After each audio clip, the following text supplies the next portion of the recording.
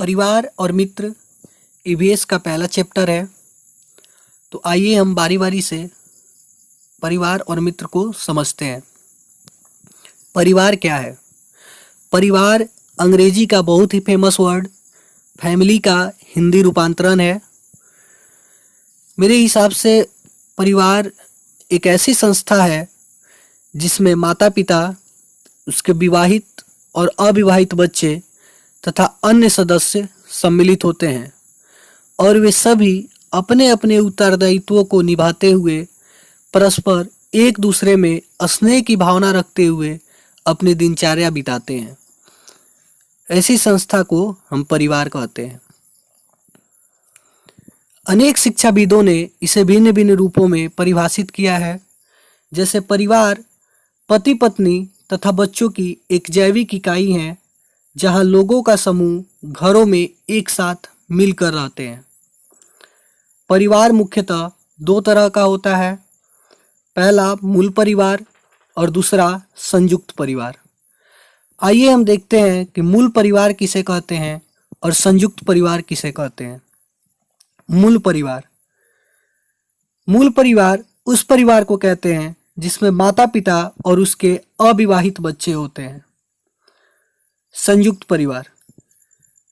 परिवार हम वैसे परिवार को कहते हैं जिसमें माता पिता और उसके अविवाहित बच्चे और उनके साथ साथ परिवार के कुछ अन्य सदस्य भी रहते हैं, जैसे चाचा चाची, दादा दादी और उनके बच्चे आदि। आइए हम परिवार की कुछ विशेषताओं के बारे में जानेंगे।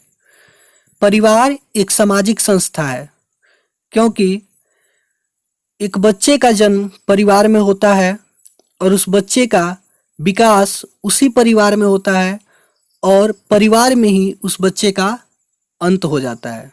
बच्चे के ऊपर परिवार के वातावरण का बहुत ही गहरा प्रभाव पड़ता है। परिवार में ही बालक का सर्वप्रथम समाजीकरण प्रारंभ होता है। अब प्रश्न ये उठता है कि समाजीकरण क्या है? तो आइए हम समाजीकरण को एक छोटी सी उदाहरण के द्वारा समझने का प्रयास करेंगे। एक बच्चा मुंह में उंगली डालते हुए बाहर निकलता है और बाहर दादाजी बैठे हैं। दादाजी ने बच्चे को देखा कि बच्चा मुंह में उंगली डाला हुआ है। दादाजी ने बच्चे को बुलाया, उसे समझाया कि बच्चे मुंह में उंगली डालना गंदी बात है और तुम तो अच्छे बच्चे हो। दादाजी के समझाने पे बच्चे की आदत में परिवर्तन आता है। बच्चा उसके बाद से मुंह में उंगली डालना बंद कर देता है।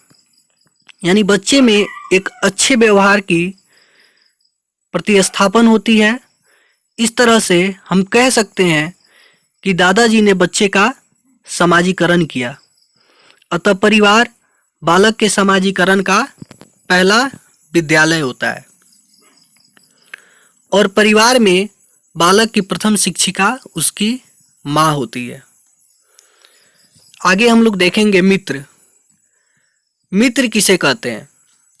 मित्र हमारे परिचित होते हैं, हमारे साथी होते हैं, जिनसे हमारा भावनात्मक लगाव होता है और उन पे हम विश्वास कर सकते हैं।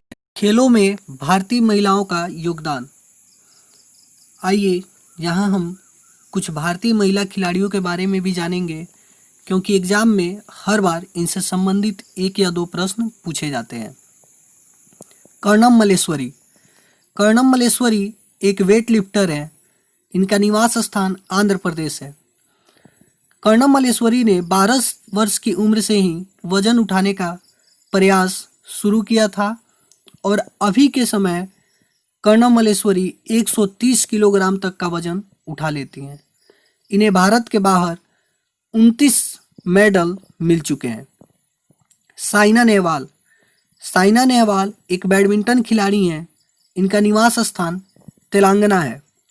साइना नेहवाल ओलंपिक में पदक जीतने वाली भारतीय महिला बैडमिंटन खिलाड़ी हैं, जिन्होंने 2012 में लंदन ओलंपिक में कांस्य पदक जीता। भारत में इन्हें पद्म भूषण, अर्जुन पुरस्कार और पद्मश्री से नवाजा गया है। आगे है सानिया मिर्जा। सानिया मिर्जा एक टेनिस खिलाड़ी हैं जिन्हें 2004 में अर्जुन पुरस्कार और 2006 में पद्मश्री से नवाजा गया था। हिमा दास। हिमा दास पहली भारतीय महिला धावक हैं जिन्होंने IIF world under 20 athletics championship में 400 मीटर की दौड़ में स्वर्ण पदक जीता। हिमा दास असम से बिलोंग करती हैं और इन्हें भारत में अर्जुन पुरस्कार से नवाजा गया है। बछेंद्री पाल। बछेंद्री पाल एक माउंटेनर हैं। बछेंद्री पाल भारत की पहली और संसार की 5वीं ऐसी महिला है जो माउंट एवरेस्ट पर चढ़ी। इनके गांव का नाम नाकुरी है जो गढ़वाल जिले में स्थित है। आइए हम कुछ जानवरों के बारे में भी अध्ययन करेंगे। सबसे पहले हम जानवरों की कुछ विशेषताओं को जानेंगे और फिर कुछ जानवरों से संबंधित तथ्यों के बारे में अध्ययन करेंगे। हमारी धरती पर अलग अलग तरह के जानवर तथा पक्षी पाए जाते हैं। सभी का अपना अपना रंग, आकार, रहन सहन और खान पान होता है। सभी जानवरों तथा पक्षियों में भिन्न भिन्न प्रकार की विशेषताएं होती है और ये विशेषताएं ही इन जानवरों को एक दूसरे से भिन्न बनाती है। कुछ जानवर ऐसे होते हैं जो हमारे लिए खतरनाक होते हैं, तो कुछ जानवर ऐसे होते हैं जो हमारे लिए बहुत ही उपयोगी होते हैं। आइए हम जानवरों की कुछ विशेषताओं के बारे में जानेंगे। कुछ जानवरों के कान बाहर की तरफ दिखाई देते हैं। उनकी यह विशेषता होती है कि उनके शरीर पर बाल पाए जाते हैं और ऐसे जानवर बच्चे को जन्म देते हैं। जैसे हाथी, गाय, बकरी इत्यादि, ये सभी ऐसे जानवर हैं जिनके कान बाहर की तरफ दिखाई देते हैं और इनके शरीर पर बाल पाए जाते हैं तथा ये बच्चों को जन्म देते हैं। कुछ जानवरों की यह विशेषता होती है कि उनके कान बाहर की तरफ दिखाई नहीं देते और उनके शरीर पर बाल भी नहीं पाए जाते। जिन जानवरों के कान बाहर की तरफ दिखाई नहीं देते और उनके शरीर पर बाल नहीं पाए जाते, ऐसे जानवर अंडे देते हैं। आइए हम कुछ जानवरों के बारे में अध्ययन करेंगे जो कि सीटेट के एग्जाम में 1 या 2 नंबर के सवाल उससे पूछे जाते हैं। सबसे पहले हम हाथी के बारे में जानेंगे। हाथी इस धरती पर सबसे बड़ा स्थलीय प्राणी है। एक वयस्क हाथी एक दिन में 100 किलोग्राम से भी ज़्यादा पत्ते और झाड़ियाँ खा जाता है। हाथी बहुत ही कम आराम करता है। एक वयस्क हाथी दिन में केवल 2 से 4 घंटे तक ही सोता है। हाथी को पानी और कीचड़ में खेलना बहुत ही पसंद है। ऐसा इसलिए क्योंकि पानी और कीचड़ में खेलने से हाथियों के शरीर को ठंडक पहुंचती है। हाथी के जो कान होते हैं वो बहुत ही बड़े बड़े होते हैं, तो गर्मी के दिनों में हाथी अपने कानों को पंखे की तरह उपयोग में लाती है। यानी जब उन्हें गर्मी लगती है तो वह अपने कान को हिला करके उससे हवा कर लेता है। 3 महीने के हाथी का वजन 200 किलोग्राम अथवा 2 क्विंटल होता है। हाथियाँ हमेशा झुंड में रहना पसंद करती हैं और हाथियों की झुंड की एक यह खास विशेषता होती है कि इनके झुंड में केवल हथिनियाँ और बच्चे ही पाए जाते हैं। इस झुंड की सबसे बुजुर्ग हथिनी ही इनके पूरे झुंड की नेता होती है और उस झुंड में केवल 10 से 12 हथिनियाँ और बच्चे पाए जाते हैं। हाथियों की झुंड के बारे में एक और खास विशेषता है कि हाथी केवल 14 से 15 साल तक ही इस झुंड में रहेंगे और उसके बाद वे इस झुंड को छोड़ करके चले जाते हैं और अकेले रहते हैं। थाईलैंड मात्र एक ऐसा देश है जहां सफेद हाथी पाए जाते हैं।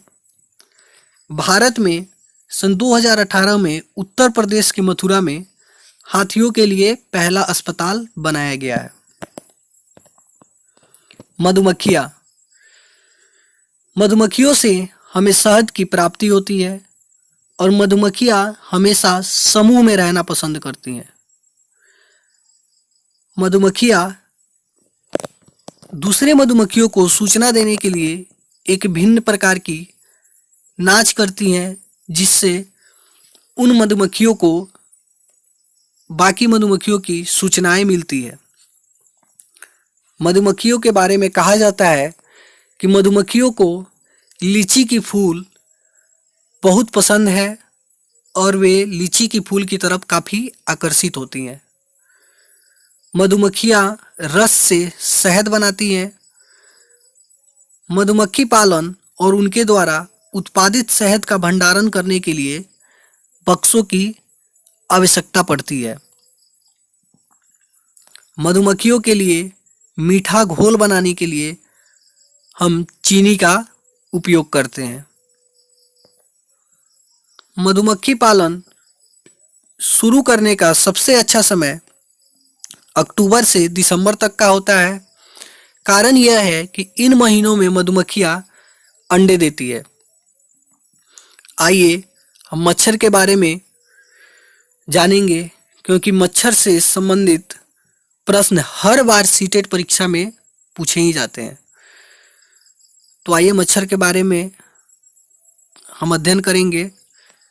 मच्छर हमारे शरीर की गंध से हमें पहचान लेते हैं। हमारे शरीर की गर्मी और हमारे पैर की तलुओं की गंध से मच्छर हमें ढूंढ लेते हैं। मच्छरों से अनेक तरह की बीमारियां फैलती है, जैसे मलेरिया, चिकनगुनिया और डेंगू। रोनाल्ड रोस ने मच्छरों पर शोध किया और बताया कि उनके पेट में काले जीवाणु होते हैं जो मलेरिया के मरीजों के खून में पाए जाते हैं। यानी कि जब कोई व्यक्ति मलेरिया से पीड़ित हो जाता है और उसकी जांच कराई जाती है तो उसके खून में जो जीवाणु पाए जाते हैं वही जीवाणु मच्छरों के पेट में पाए जाते हैं।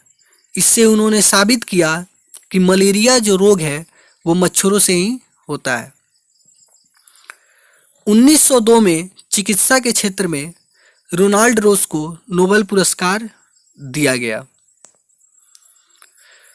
अब आगे हम लोग देखेंगे कि मच्छरों से सावधान रहने के लिए हमें कौन कौन से उपाय करने चाहिए। सबसे पहले तो हमें अपने आसपास के जो गड्ढे हैं उन्हें हमें मिट्टी से भर देना चाहिए। यदि किसी गड्ढे में पानी भरा हुआ है तो उस गड्ढे में हमें मिट्टी तेल का छिड़काव करना चाहिए। इससे होता क्या है कि उसमें ऑक्सीजन की आपूर्ति रुक जाती है और ऑक्सीजन की कमी से मच्छर मर जाते हैं। रात को सोते समय मच्छरदानी का प्रयोग करना चाहिए। हमें अपने आसपास सफाई का ध्यान रखना चाहिए। पानी के बर्तन, टंकी और कूलर को हर हफ्ते सुखाना चाहिए। मलेरिया मादा मच्छर एनाफिलिस के काटने से फैलने वाला बुखार है। मलेरिया की दवाई सिनकोना वृक्ष की छाल से बनाई जाती है। आगे हम लोग सांप के बारे में अध्ययन करेंगे। सांप जो बहुत ही सामान्य जीव है जिसे हम अपने आसपास भी देखते हैं। तो आइए सांप की कुछ विशेषताओं के बारे में जानते हैं। हमारे देश में केवल 4 तरह की जहरीले सांप पाए जाते हैं: नाग, कुरैत, दुबोइया और अफाई। सांप के जो दांत होते हैं वो नुकीले होते हैं, परंतु सांप कभी भी अपना भोजन चबा कर नहीं खाता, वह उसे पूरा निगल जाता है। सांप के काटने पर उसके जहर से बचाने के लिए एक सीरम दी जाती है जो सांप के जहर से ही बना होता है। आगे हम लोग एक जानवर के बारे में चर्चा करेंगे जिसे स्लॉथ कहा जाता है। तो आइए स्लॉथ के बारे में हम अध्ययन करेंगे। स्लॉथ क्या होता है? स्लॉथ जो है वो भालू की तरह ही दिखाई देते हैं, परंतु ये भालू से बिल्कुल अलग होते हैं। ये दिन में 17 घंटे सोते हैं और ये इनके सोने का जो तरीका है वह भी बाकी जानवरों से बिल्कुल अलग है। या पेड़ों से उल्टे लटक कर मस्ती में सोते हैं। स्लॉथ जिस पेड़ पर रहते हैं उसी के पत्ते खाकर अपना भोजन ग्रहण करते हैं। जब इस पेड़ की सारे पत्ते खत्म हो जाते हैं तभी स्लॉथ दूसरे पेड़ों पर जाने का कष्ट करते हैं। एक स्लॉथ का जीवन काल 40 वर्षों का होता है। अपने इस पूरे जीवन काल में ये मुश्किल से 8 पेड़ों पर घूमते हैं। ये सप्ताह में सिर्फ एक बार ही शौच करते हैं, जिसकी वजह से ये एक बार ही उस पेड़ से नीचे उतरते हैं। स्लॉथ से हर बार सीटेट में क्वेश्चन पूछे जाते हैं, तो हमें स्लॉथ की इन विशेषताओं का ध्यान रखना है कि स्लॉथ दिन में 17 घंटे तक सोते हैं। इनका जीवन काल 40 वर्षों का होता है और ये उसी पेड़ पर रहते हैं और उसी पेड़ के पत्ते खाते हैं और उस पेड़ की सारे पत्ते खत्म हो जाने के बाद ही ये दूसरे पेड़ों की तरफ जाने का कष्ट करते हैं। आगे हम लोग बाघ के बारे में अध्ययन करेंगे। बाघ हमारा राष्ट्रीय पशु है। बाघ की अंधेरे में देखने की क्षमता इंसान की देखने की क्षमता से 6 गुना ज़्यादा है। बाघ की एक विशेषता है कि वह अलग अलग मौक़ों पर अलग अलग तरह की आवाज़ें निकालता है। बाघ जब गुर्राता है तो उसके गुर्राने की आवाज़ लगभग 3 किलोमीटर दूर तक सुनाई देती है। बाघ की मूंछें अंधेरे में रास्ते ढूंढने में उनकी मदद करती है। उन्हें अपनी मूंछों से हवा में होने वाले कंपन का पता चल जाता है, जिससे ये शिकार की बिल्कुल सही स्थिति की पहचान कर लेते हैं। बाघ अपने इलाके में मूत्र की गंध छोड़ जाते हैं और एक बाघ दूसरे बाघ की पहचान उस मूत्र की गंध से ही कर लेता है। आइए हम लोग मछली के बारे में जानेंगे। मछली जलीय जीव है। मछली पानी में रहती है। मछलियाँ जीवित रहने के लिए पानी में घुली ऑक्सीजन का उपयोग करती हैं। डॉल्फिन मछली भारत का राष्ट्रीय जलीय जीव है जो गंगा नदी में पाई जाती है। डॉल्फिन एक दूसरे से बात करने के लिए अलग अलग तरह की आवाज़ निकालती हैं। मछलियों की एक खास विशेषता है कि मछली बिजली तरंगों के उपयोग करके दूसरी मछलियों को खतरे की सूचना देती है। हम जानवरों से संबंधित कुछ अन्य तथ्यों का भी अध्ययन करेंगे। कुछ जानवरों की एक अजीब खासियत होती है कि जब तूफान और भूकंप आने वाला होता है तो इसके आने से कुछ समय पहले ही ये जानवर अजीबोगरीब हरकतें करते हैं, जिससे जंगल में रहने वाले लोगों को यह पता चल जाता है कि तूफान या भूकंप आने वाला है। कुछ जानवर किसी खास मौसम में गहरी नींद सो जाते हैं और कुछ महीनों के बाद दिखाई देते हैं, जैसे छिपकलियाँ सर्दियों में बहुत कम ही दिखाई देती हैं।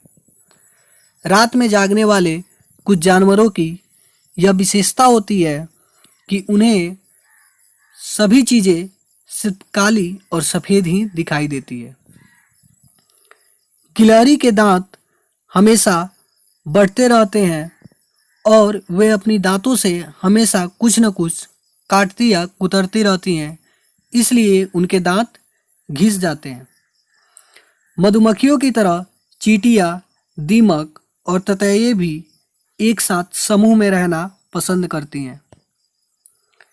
चींटियाँ जब चलती हैं तो इस तरह का पदार्थ छोड़ती हुई चलती हैं, जिससे कि पीछे आने वाली उनकी चींटी साथियों को उस पदार्थ को सूंघकर यह पता चल जाता है कि वे चींटियाँ किस दिशा में गई हैं और वे उस दिशा की तरफ आगे बढ़ती हैं। नर कीड़े मकोड़ों को अपने मादा कीड़ों मकोड़ों की पहचान उनकी गंध से होती है।